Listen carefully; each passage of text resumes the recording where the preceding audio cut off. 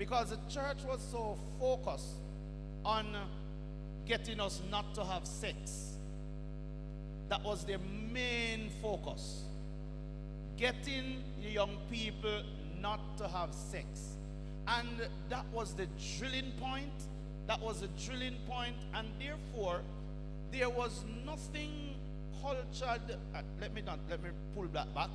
And therefore, the emphasis was not placed on how is it I am going to be able to sustain a spiritual relationship with Christ. It was always about, listen, don't have sex.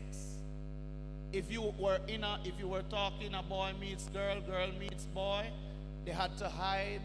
You were sinning. You couldn't talk as a couple. You were sinning.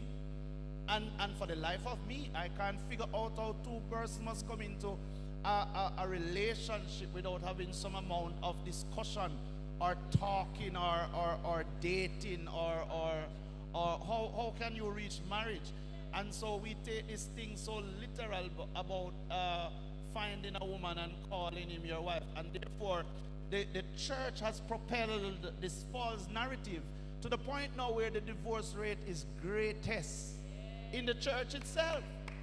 So our focus on that generation had been so wrong that they left church because some of them hid and they got pregnant, and so they came out of church. Some were forced into marriage, arranged marriage.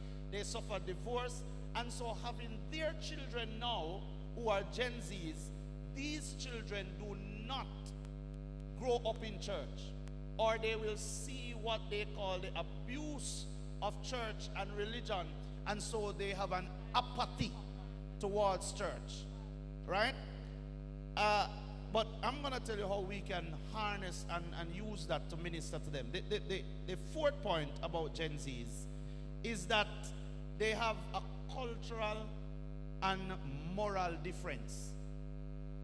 What am I saying is that when a Gen Z tells you that this is my belief, it is their belief. Yes? They are strong on culture, they are strong on representing culture, and they are strong on morals. As much as people think that this generation don't have any morals, we're talking about morals of our own standard. But they are high on morals. And so then, the question then is, how do we reach these people? How do we reach them? The fact that I said that they are spiritually illiterate, it means that these people have a blank slate. They have what is called a tabula rasa, blank slate. They are like when a baby is born. They are born, but it is the environment around them that begins to write on that tabula rasa, that blank slate. And therefore, this generation, right, I believe spiritually, they have a blank slate that the church needs to start to write on. Now, what we write is important.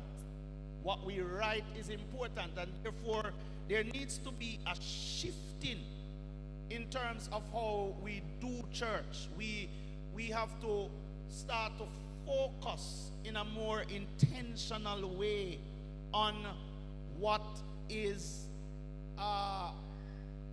not our own beliefs and our own self-imposed principles of church, but we have to start to present to the Gen Zs the Bible.